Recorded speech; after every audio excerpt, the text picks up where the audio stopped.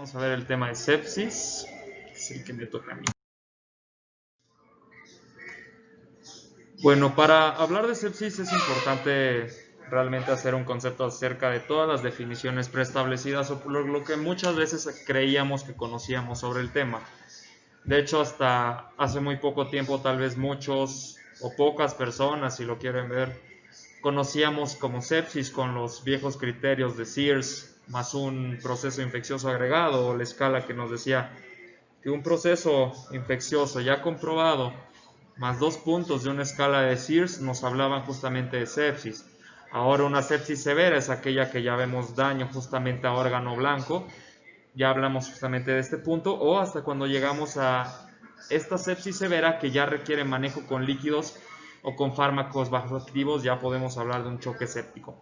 Sin embargo, pues estas definiciones son muy antiguas. De hecho, si lo podemos ver desde un consenso de 1991 fue que estuvo establecido este punto, cambiando consecuentemente según fue avanzando lo que íbamos conociendo sobre este término y sobre esta patología en específico.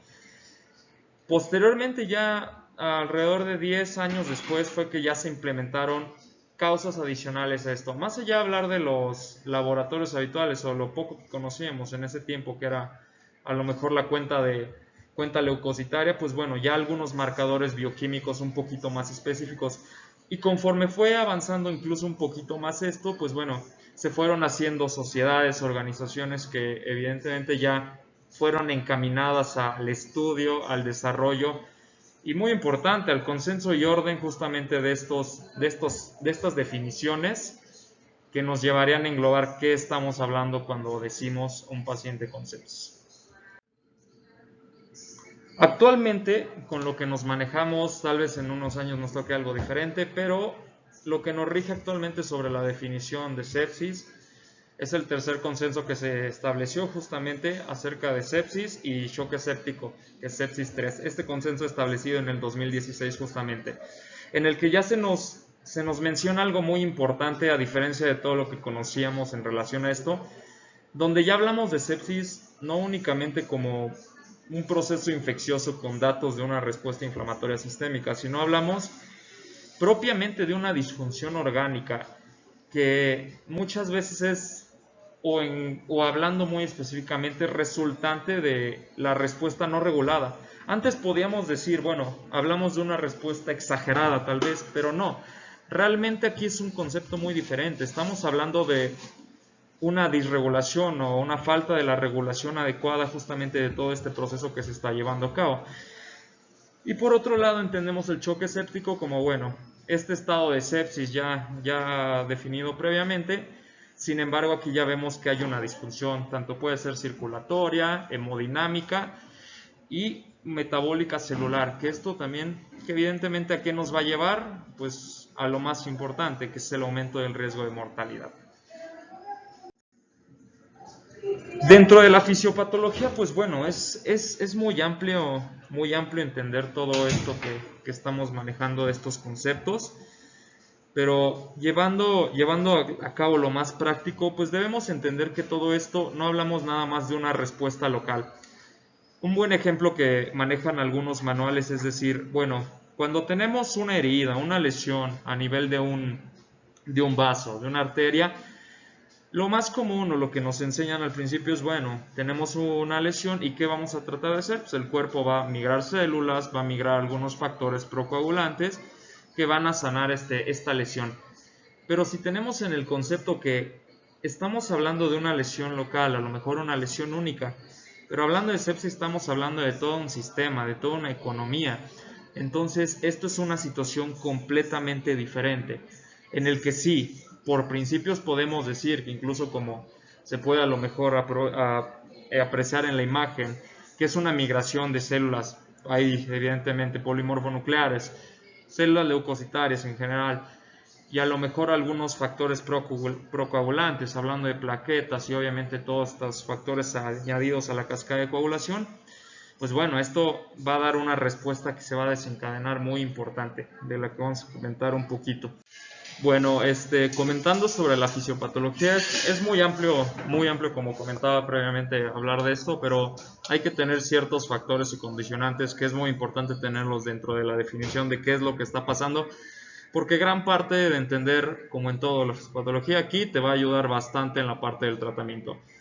No lo puede hacer Zoom, pero bueno, vemos que cuando tenemos un proceso infeccioso en curso, llámese de la etiología que ustedes le quieran poner, ya sea una etiología por neumonía, infección de vías urinarias, una etiología gastrointestinal o hablando de patología intraabdominal, encefalitis, meningitis, procesos justamente de infecciones de tejidos blandos, tenemos una infección, punto.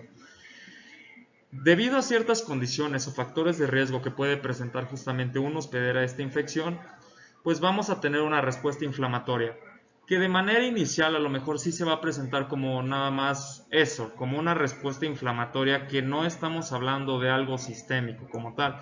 Sin embargo, pasado de esta respuesta que no ha sido adecuadamente regulada, pues bueno, ya vamos a tener un estado de disregulación justamente sistémica, o que va a causar inflamación. La inflamación o un proceso justamente de este tipo, ya sea a nivel local, ya sea a nivel sistémico, va a tener ciertas afectaciones principales, como es, y muy importante, la migración celular. De manera inicial, la migración celular únicamente va a ser ¿qué?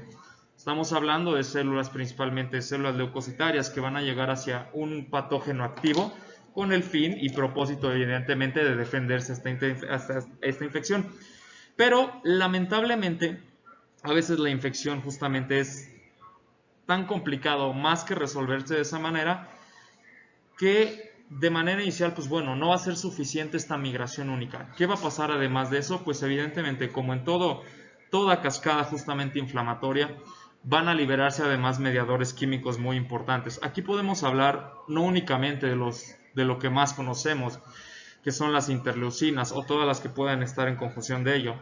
Vamos a ver liberadores de mediadores químicos que justamente van a ser quimiotácticos, y además de eso, también mediadores químicos que van a favorecer a toda esta migración, a esta quimiotaxis o hasta justamente que se va a estar presentando, factores que van a vasodilatar. Vemos muy presente, y algo muy importante hablar en esto es el endotelio, justamente el endotelio como mediador de toda esta parte, donde hablamos liberación de óxido nítrico, liberación de bradicininas, liberación justamente de estas interleucinas que ya comentaba, factores de necrosis tumoral alfa.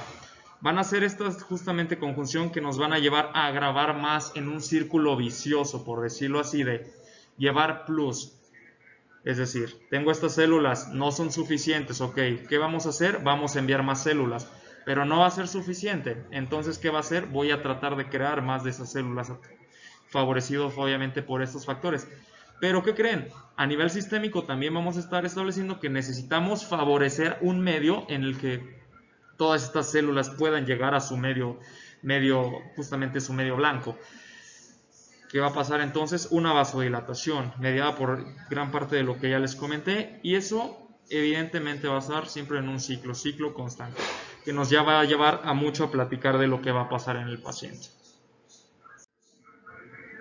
Actualmente tenemos herramientas para identificar alto riesgo, y pues bueno, tenemos que tener en consideración dos cosas. Y es muy importante porque a veces pasa y nos hemos dado cuenta que se comete el error, o nosotros a lo mejor hemos cometido algún error respecto a esto de creer para qué sirve una escala o darle un uso inadecuado a esta. Ahorita más allá de hablar de una escala de SOFA completa, que ya ahorita lo vamos a comentar, pues está esta parte que es justamente muy importante. Herramientas para identificar alto riesgo. Ahorita en el contexto de la pandemia que estamos, utilizamos justamente dos muy importantes.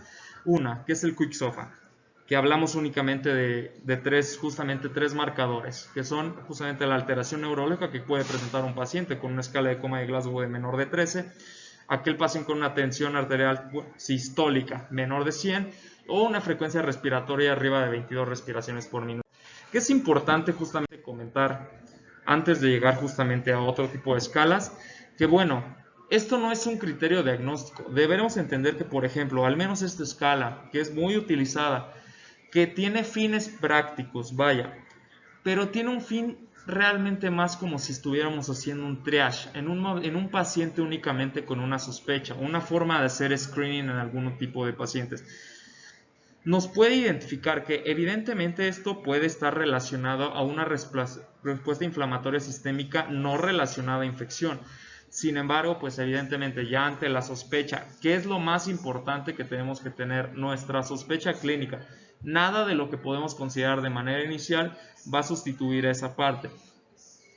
Y al final va a depender de ti si consideras como esto es parte de una herramienta únicamente. ¿Estamos?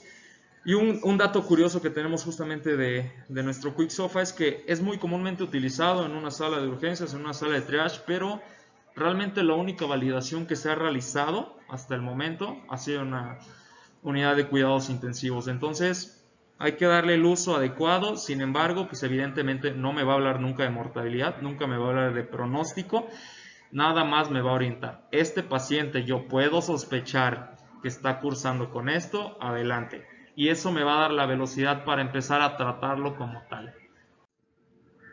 Existen algunos factores de riesgo en sepsis justamente que, pues vaya, no nos hablan de una ley tampoco. Realmente un paciente incluso sin factores de riesgo puede presentar este estado patológico.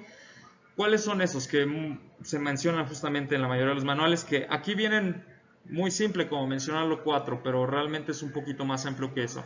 Menores de 1 año, mayores de 75 años. Ya sabemos que para muchas causas son factores de riesgo estos extremos de la edad.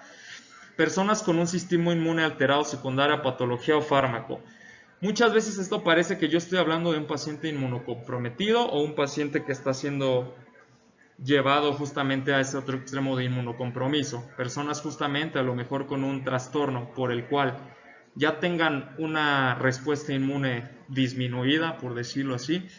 Pero también estamos hablando de pacientes que a lo mejor cursan con algún tipo de padecimiento autoinmune por el cual lo tenemos que mantener justamente con una inmunosupresión. Aquel paciente oncológico por el cual también estamos tratándolo de esta misma manera. O incluso pacientes, aquí podemos agregar, no estrictamente hablando de un paciente farmacológico, pero pacientes con enfermedades de base, como pueden ser diabetes, como pueden ser cirrosis hepática o algún otro tipo de patologías importantes que convergen en una disregulación justamente de este sistema inmune. Las mujeres embarazadas, que hablando por sí que el embarazo es un estado fisiológico de inmunocompromiso, más allá de eso, pues podemos echarle todavía otras cositas a estas mujeres embarazadas, mujeres que a lo mejor cursan con infecciones de vías urinarias, infecciones vaginales de manera recurrente. Esto favorece completamente esto. Aquellas que pasan por alguna situación quirúrgica, llámese una resolución del embarazo como es la cesárea, un legrado, uso de forceps, por ejemplo, que también me puede considerar un factor de riesgo. O aquellas justamente que cursan el embarazo con acromionitis o algún factor de riesgo para alguna infección importante, como aquellas que tienen una ruptura prematura de membrana arriba de 18 horas, pues bueno, sabemos que son factores. Y los neonatos que por el otro extremo cursan con unas situaciones de prematurez, bajo peso, madre con infecciones que como ya les comenté justamente, o que cursa con la misma ruptura, que ha estado justamente en contacto con una posibilidad de un estreptococo del grupo A. Todas esas cosas, pues bueno, sabemos que son factores de riesgo, que insisto, son orientadores clínicos, no al final me van a decir que solo estos pacientes van a cursar con esto. Bueno, hace rato una de las justamente es importante hacer un screening porque cuando hablamos de un paciente con sepsis no estamos hablando de un paciente con el que tengamos toda la calma y la pausa del mundo para poder evidentemente tratarlo bueno, vamos a pedir estos labos, vemos cómo sale, déjalo un rato, déjalo una solución para mantener. No, o sea, son pacientes que realmente ya el hecho de tener sepsis es riesgo de mortalidad independientemente del factor de riesgo, de la edad, que solo me van a agravar evidente más el cuadro clínico, pero por sí solos ya me establece eso. Otra de las escalas pronóstico que nos saltamos un poquito al mencionar es que actualmente lo utilizamos mucho, es la escala de News2, en la cual justamente determinamos también criterios por los cuales los pacientes pueden tener un pronóstico inadecuado. Aquí, hablando de sepsis, digamos que No es estrictamente validado, pero lo que nos menciona o nos van a mencionar mucho de las guías es paciente con más de 5 puntos en la escala de News2, pues bueno, hay que tener una sospecha clínica bien específica. ¿Vamos? Bueno, de la etiología, pues bueno, no hay que meternos demasiado, es muy evidente, lo vemos todos los días en una sala de urgencias o en la pura consulta, ya nos hemos dado cuenta, tenemos grandes grupos de cuáles van a ser los que nos van a infectar a nuestros pacientes. El grupo más grande, justamente, los pacientes con infecciones por neumonía, seguido de las infecciones del tracto urinario, vías urinarias. Infecciones, cuando hablamos de abdomen, generalmente hablamos de patologías intraabdominales complicadas y las infecciones de tejidos blandos. Más allá de esos, pues bueno, aquí a lo mejor en la presentación veo que endocarditis 1%, meningitis, pero en general esas me van a converger por sí solas juntas, menor al 1%, ya convertidas. Los patógenos bacterianos, a su vez, pues bueno, lo menciono como 62% de los que nos van a infectar a los pacientes van a ser gram negativos, no diferencial, no es la resta, pero alrededor de lo que vemos más o menos en los reportes o análisis, reviews que hacemos, 47% pues van a ser gram positivos. Y en algunos otros casos menos afortunados, agentes múltiples, y en otros muchos menos afortunados y más atípicos, agentes virales, fúngicos o parasitarios. Aquí hago mención nada más únicamente rápido, el 50% de los casos no vamos a saber la causa. ¿Esto a qué se debe? Pues bueno, si ya vemos que neumonía se lleva un poco de calle esta situación en la que este grupo de pacientes son los que presentan el 50% de factor de riesgo para desarrollar esto, casi nunca vamos a hacerlo estudiado. Si leemos guías de neumonía justamente de la Sociedad Americana de Tórax, pues nos va a decir a quiénes le hacemos cultivo, prácticamente a nadie. Realmente no es una indicación hacer cultivo en neumonía, y si sabemos que neumonía son los que más cursan con este estado, pues bueno, difícilmente vamos a saber cuál es el factor etiológico en este tipo de pacientes. El cuadro clínico, pues bueno, esto es muy ambiguo, o sea, no puedo hablar de un cuadro clínico establecido porque sabemos que uno va a ser del factor de sitio infeccioso y ya con todos los síntomas que ya podemos conocer en cada grupo etiológico, pero si habláramos de un punto, digamos que global, podríamos ver que la fiebre es el síntoma más común. Sin embargo, nunca va a ser un factor declarante de sepsis en ningún momento, porque ya vamos a ver que pacientes inmunocomprometidos, pacientes que abusan de alcohol, los adultos mayores, ellos generalmente no van a cursar con un cuadro de fiebre. De hecho, ¿cuántas veces no este grupo de pacientes, hablando sobre todo de estos últimos, de los adultos mayores, los traen a consulta por situaciones muy diferentes, como cual hoy en la mañana simplemente lo vi más decaído, no responde bien a los estímulos, empezó a hablar incoherencias, lo vi un poco más irritable, no ha querido comer, lo veo triste, lo veo decaído. Y únicamente es lo único que sabemos de ese adulto mayor. Auscultamos y vemos estertores justamente gruesos, envases, y nos damos cuenta que, pues bueno, el paciente claramente, ya evidentemente abordándolo un poco después, pues bueno, está infectado.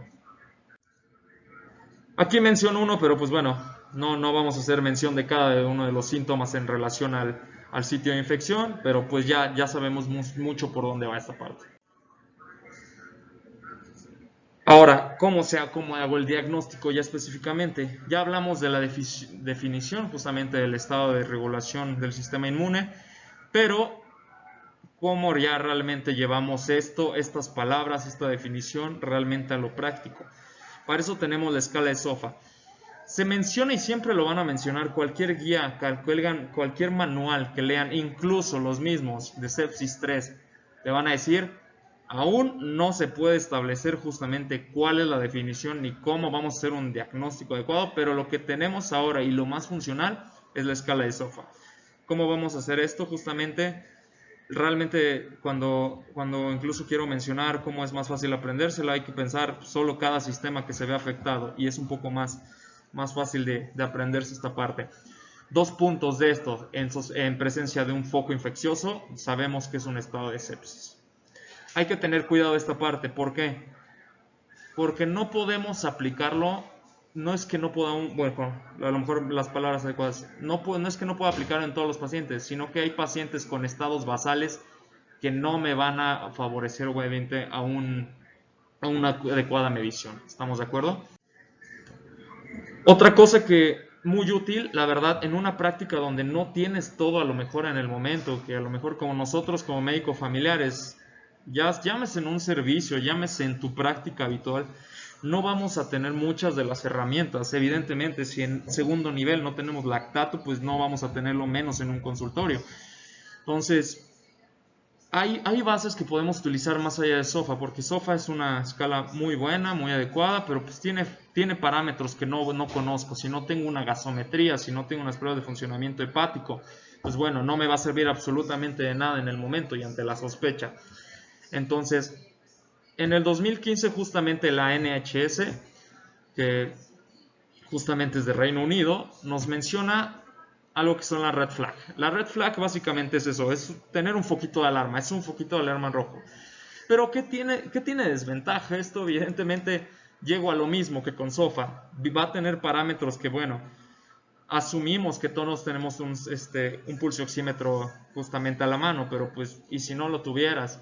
Si no tuvieras toda esta parte, aquí lo menciona todavía como un factor importante, que en todos lados van a leer el lactato arriba de 2 milimoles por litro como un factor que te dice sepsis. La verdad es muy difícil contarlo, probablemente que lo tengamos a la mano. Para esto en el 2016 las Gas NICE pues nos sacan mejor esto, que son justamente el Amber Flag. El Amber Flag evidentemente son parámetros más sencillos, son parámetros... Continuando, bueno, sí hablamos del Amber Flag, que son parámetros mucho más sencillos y que nos pueden orientar. ¿Cómo utilizar esto? No es realmente complicado. Hay que tener un puntaje que nos va a decir, si tenemos 2 puntos de este Amber Flag presente en un paciente que prácticamente no tenemos que tener más que un termómetro y un baumanómetro, nos puede decir, tengo 2 puntos positivos ante la sospecha y evidentemente esto, lo que tenemos que hacer es, básicamente nos dice movernos a que empezar justamente a valorar al paciente más allá de esto. Si no tengo las herramientas disponibles a la mano, pues evidentemente enviarlo a una unidad donde sí los puedan tener. Y ya posteriormente, como les mencionaba, utilizar un... ¿Cómo se conlleva esto? Evidentemente lo que les decía, paciente con factor de riesgo. Tengo justamente este cuadro. Esto es un paciente justamente, con lo que ya les mencionaba, toda esta situación. Sabemos que hay un sitio infeccioso o tenemos la sospecha de que hay justamente un sitio infeccioso activo. Ya conocíamos que este paciente estaba infectado. Pues bueno, establecemos un red flag. Si tenemos a la mano las cosas. Si no las tenemos, pues bueno, utilizamos un Amber Flag y evidentemente en respuesta de lo que tengamos, pues derivarlo a una unidad correspondiente y en ese momento sí aplicar el Sepsis 6. Y ahorita comentamos cómo es esa parte. De laboratorio y diagnóstico, pues bueno, sin meterme demasiado a lo evidente, pues bueno, debemos tener todo. Aquí sí es una batería de laboratorios, aquí no es tanto por el hecho de pedir todo para saber qué onda, no, aquí sí es necesario.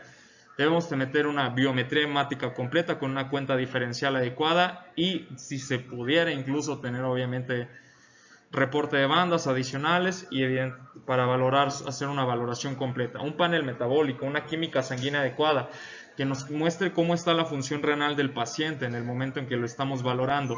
Si tenemos un estado previo de la función renal, va a ser sumamente útil para determinar justamente como uno de los parámetros que ya comentábamos, el aumento de la creatinina y como un factor justamente de una lesión renal aguda, ya establecer el grado. Otros marcadores bioquímicos un poco más específicos que también comento un poco después, que es el lactato, la procalcitonina y el PCR. Evidentemente, por orden prácticamente le doy la importancia, así como los comento. Las pruebas de funcionamiento hepático, aquí vemos justamente las bilirrubinas como un factor muy importante para determinar el estado metabólico, sistémico y celular del paciente. Los tiempos de coagulación, que ya lo comentamos un poquito en la fisiopatología, cómo es parte clave justamente de todo el cuadro que va a presentar el paciente. Un uroanálisis, electrolitos séricos y la gasometría arterial o venosa, que sabemos que para fines prácticos pues no hay una diferencia que nos que nos conlleve un problema en el uso de una u otra. Bueno, estudios de imagen, evidentemente ante la sospecha o la duda diagnóstica en base ya posterior a un interrogatorio adecuado, una anamnesis justamente bien establecida y una exploración física completa, pues bueno, podemos pedir una radiografía de tórax, sospechamos de una neumonía, a lo mejor alguna complicación misma de la neumonía. Una ecocardiografía en un paciente que a lo mejor pensamos en una endocarditis bacteriana que le tengamos que reportar por este estudio, que es la mejor forma de orientación ya por gabinete que podemos tener. Una tomografía de tórax si queremos ver alguna otra situación que no podemos comprobar por la radiografía, una tomografía de abdomen o una tomografía pélvica para buscar colecciones, abscesos o demás patologías justamente relacionadas a nivel intraabdominal o un ultrasonido. Existen muchos biomarcadores en sepsis, demasiados, pero realmente los más útiles que tenemos hasta el momento, útiles relativamente en relación al costo de la disponibilidad, porque pues, sí, evidentemente cada vez nos salen más, que un poquito más específicos, pero pues, no los tenemos. La procalcitonina y el lactato.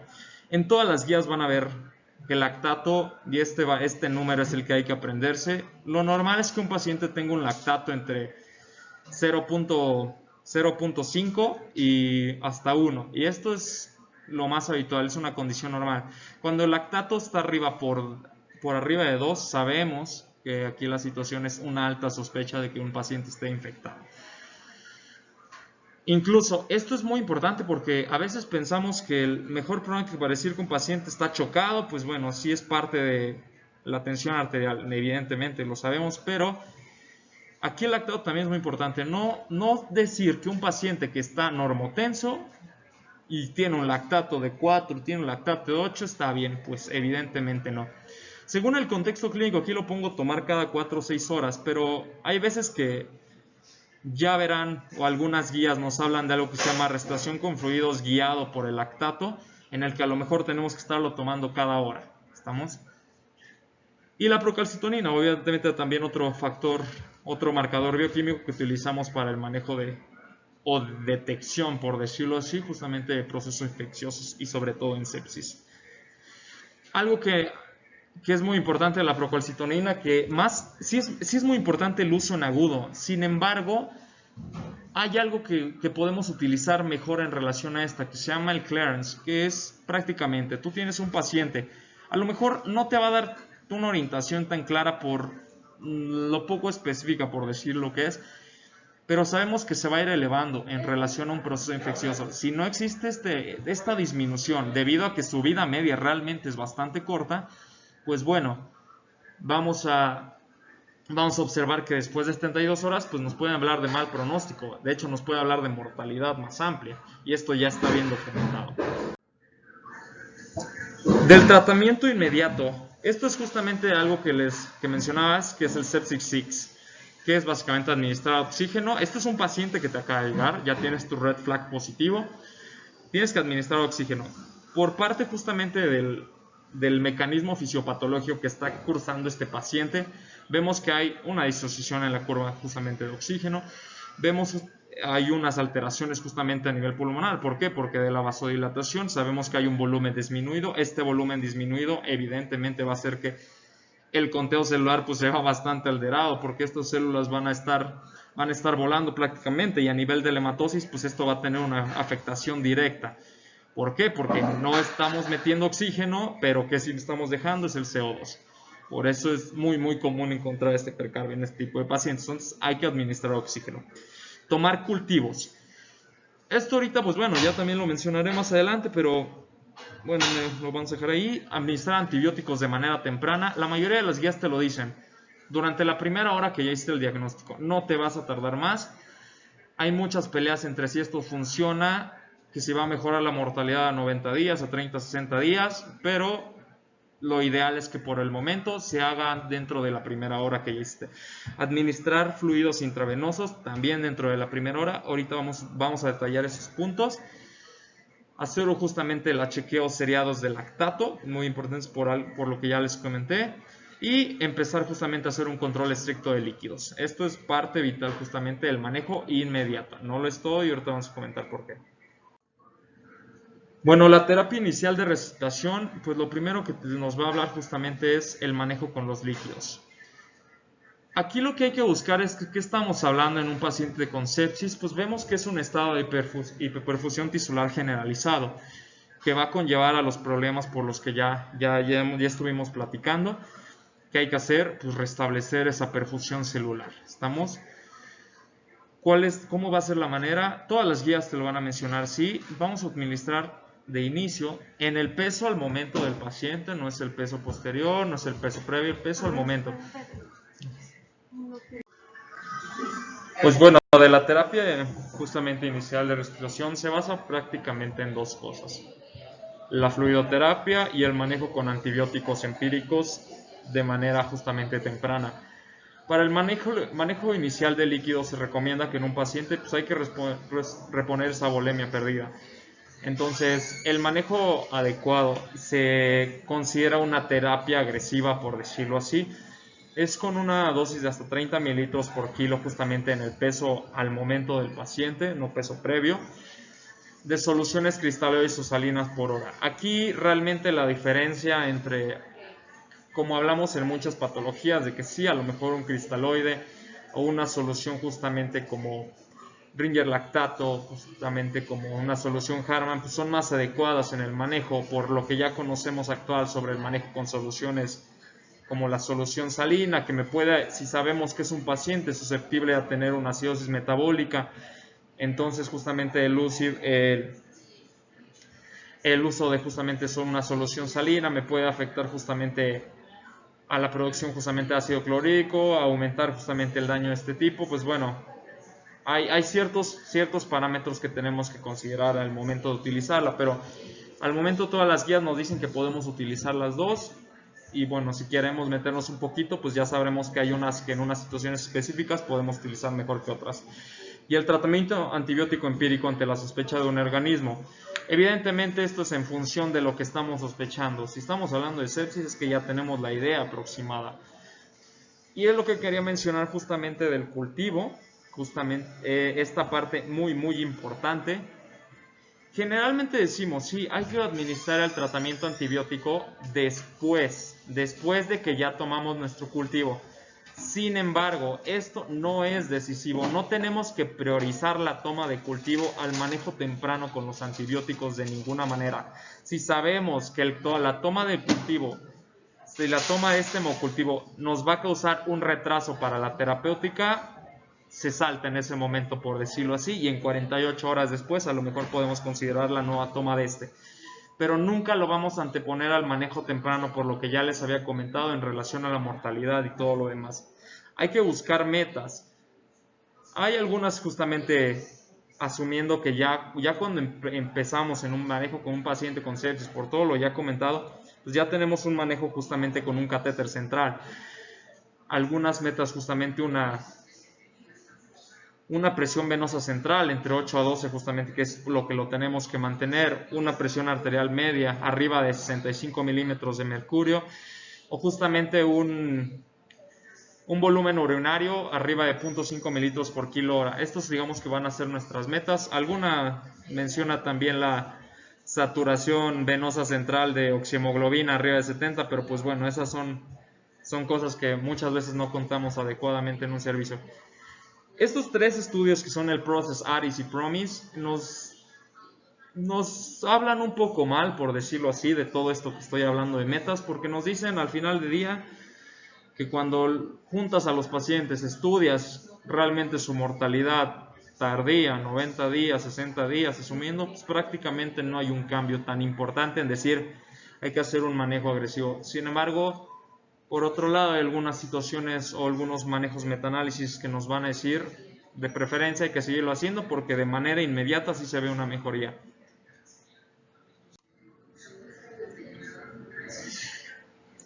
De lo que les mencionaba hace un momento de la fluidoterapia, pues bueno, sí hay que tener en consideración qué solución es más conveniente. Haciendo un resumen justamente de esta parte nos dice muy claramente, por ejemplo, si un paciente sabemos que tiene una lesión renal aguda, esto que va a predisponer además justamente de la acidosis metabólica, pues una hipercalemia. ¿Qué soluciones cuentan justamente con potasio? Pues bueno, sabemos que Harman, Ringer Lactatus y cuentan con ellos. A lo mejor en este tipo de pacientes sí va a ser un poquito más conveniente una solución clorada al 0.9%. Pero bueno, si sabemos que hay riesgo de justamente una acidosis hiperclorémica aunado a lo que ya está, pues bueno, sí voy a preferir una solución Harman. Que no prefiero prácticamente nunca, soluciones como dextrosa, coloides, justamente estas no nos van a dar el efecto que queremos. De hecho, nos van a dar una expansión de volumen inadecuada completamente, ya que no estamos buscando el efecto que ya podemos considerar justamente en este tipo de soluciones. El tratamiento antibiótico, pues bueno, es lo que yo le mencionaba, debe ser tratamiento iniciado tan pronto como sea posible. Ya sabes que sepsis, ya vimos cuáles herramientas te dicen que estamos hablando de un paciente con sospecha y que ya está prácticamente confirmado que es sepsis o que lo tenemos en choque relacionado a esto. Pues bueno, hay que iniciar tratamiento ya. Si podemos tomar nuestro cultivo, muy bien, qué bueno. Si no, aún así tenemos que justamente tomar esto. Se menciona en un artículo, justamente un metaanálisis con aproximadamente 1500 pacientes, que cada hora de retraso que tengas prácticamente aumenta el 5% la mortalidad del paciente, y esto es bastante considerable. Si hablamos que el 5% nada más por esa hora, échale además todas las situaciones o los factores de riesgo del contexto clínico basal que ya tiene el paciente, pues bueno, esto va a ser una situación bastante complicada. No retrasar por lo que ya menciono, es muy importante decirlo. Y siempre hay que utilizar tratamientos empíricos de amplio espectro. Puedes utilizar dos según evidentemente el cuadro clínico, tu sospecha clínica. Algunas enfermedades pues evidentemente van a tener más relacionado el uso de dos fármacos, pero nunca, si tu sospecha no está seguro que es sepsis, parece ser más un estado proinflamatorio que no es infeccioso. Algún ejemplo que puedo mencionar, que un paciente con pancreatitis, dices, bueno, es que es un grado, o sea, tiene riesgo de que a lo mejor ya hay necrosis arriba del 50%, pues bueno, vamos a aplicar antibióticos profilácticos. Pues bueno, no es la situación por la que se debe utilizar justamente, ¿estamos? Y siempre que ya tengas cultivo, no hay que tener miedo de desescalonar medicamentos o modificar el tratamiento ya establecido, ¿estamos? Algunas combinaciones, ya muchas se las sabrán seguramente, en base a justamente el sitio infeccioso en el que estamos manejando.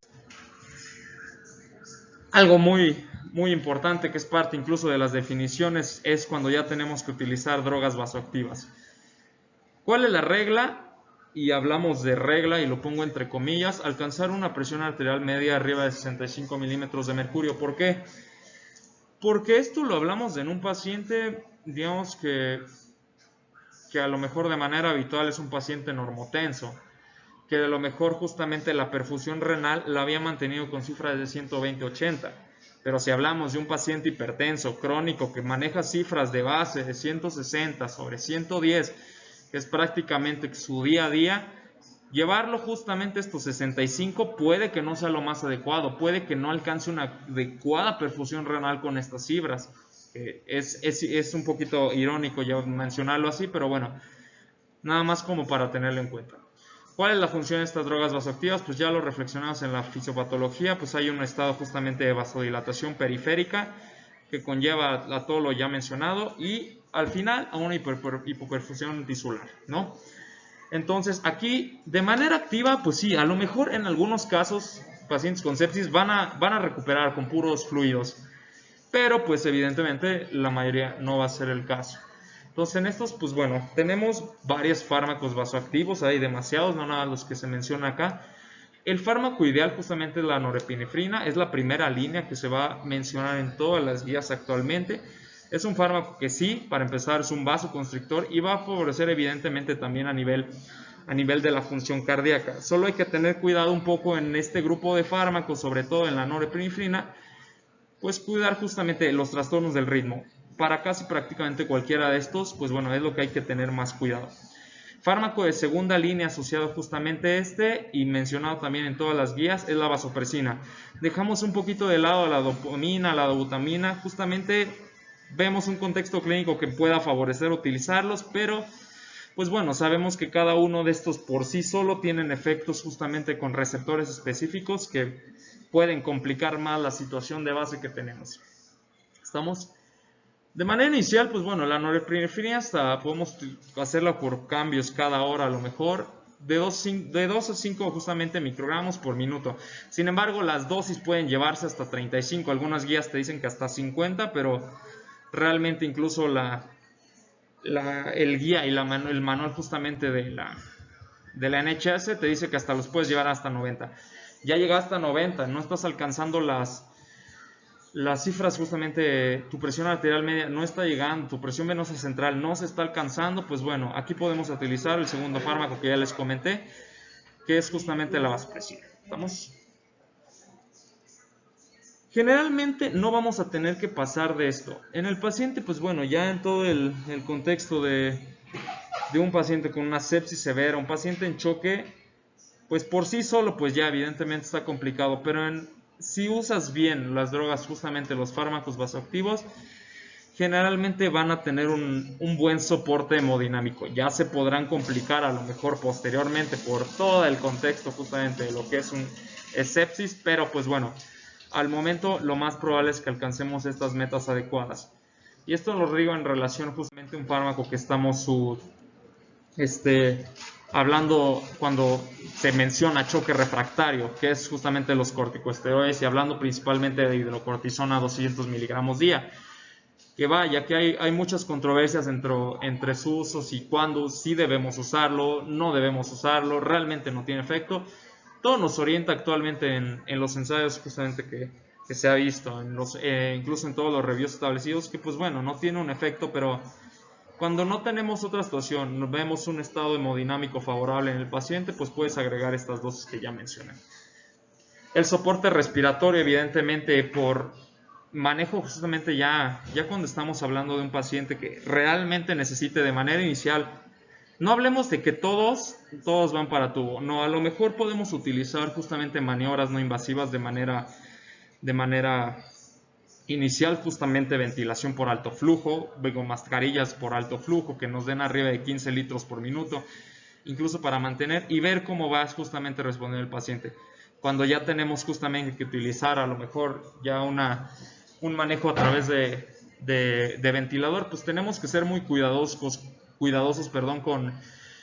con los parámetros que utilizamos. Aquí hay que ser muy protectores justamente, hay que hacer una protección pulmonar adecuada.